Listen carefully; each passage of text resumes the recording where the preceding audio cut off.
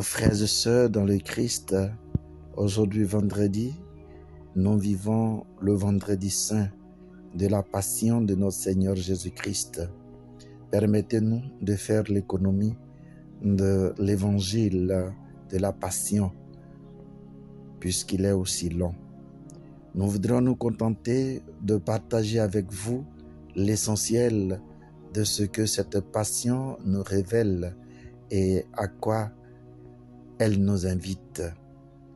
Sachez, frères et sœurs, que notre accoutrement, tout autour de nous, les circonstances, tous les événements concourent à révéler que nous sommes en deuil, que nous sommes en train de vivre la passion de notre Seigneur Jésus-Christ. Oui, il est important que chaque chrétien fasse mémoire de cette passion. Je n'ai pas dit de se rappeler, mais de faire mémoire, puisque c'est un mystère que l'Église nous donne pour vivre. Nous revivons avec le Christ sa souffrance, sa mort sur la croix. Il est donc important qu'à 15 heures, nous puissions, là où nous sommes, aller dans nos églises pour prendre part à ce grand rassemblement qui renouvelle en nous notre foi et qui nous invite à tenir bon dans la souffrance. Jésus, condamné à mort, il suit ce chemin de Gethsémani jusqu'à la croix. Ô Jésus, quel sacrifice, quel courage, quel amour pour ton Père et pour nous, les hommes pécheurs. Merci pour la souffrance subie. Merci d'être flagellé à cause de nous. Seigneur, donne-nous de savoir vivre ce moment avec toi, afin que, à notre dernière heure, tu puisses partager aussi notre souffrance avec nous et que nous puissions aller jusqu'au bout avec toi. Oui, Seigneur, qui nous aidera dans nos différentes souffrances, si ce n'est que toi? C'est pourquoi ce jour nous est donné pour revivre avec le ressuscité, pour revivre avec le Messie venu dans ce monde, sa souffrance, sa mort sur la croix. Combien de nous accepterions-nous de mourir pour un frère, pour notre femme, pour notre enfant? Combien de nous accepterions-nous de donner notre vie à autrui? Le Seigneur, en passant par la croix, offre sa vie, abandonne sa vie totalement entre les mains de son Père.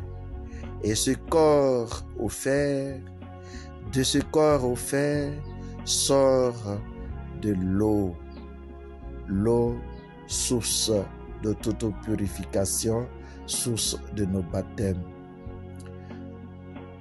C'est en ce moment que la première communauté se rassemble autour de la souffrance. La vraie communauté qui a foi en Jésus, qui a foi en la souffrance et qui croit que c'est Jésus qui est le Fils de Dieu.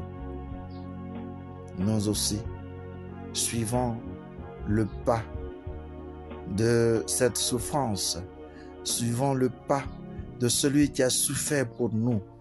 Marchons dans ce pas, préparons-nous maintenant afin que nous puissions un jour offrir totalement notre vie pour nos frères et sœurs, offrir totalement notre vie à Dieu.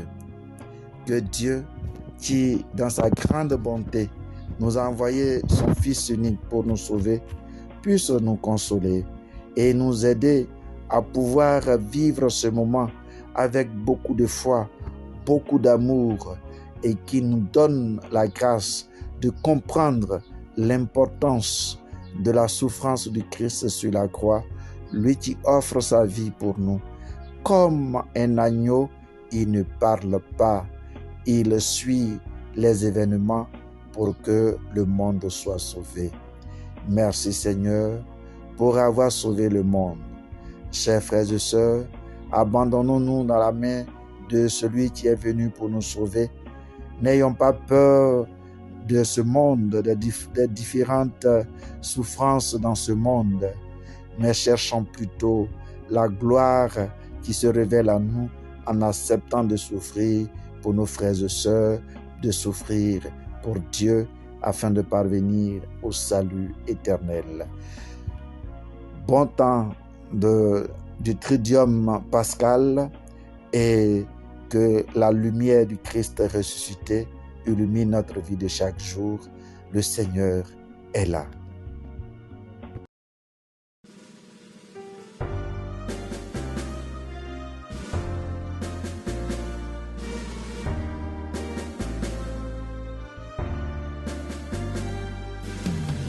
Allez partout, proclamez la bonne nouvelle. Soyez moines à la maison et apôtres dehors. Allez partout, proclamez la bonne nouvelle. Soyez moines à la maison et apôtres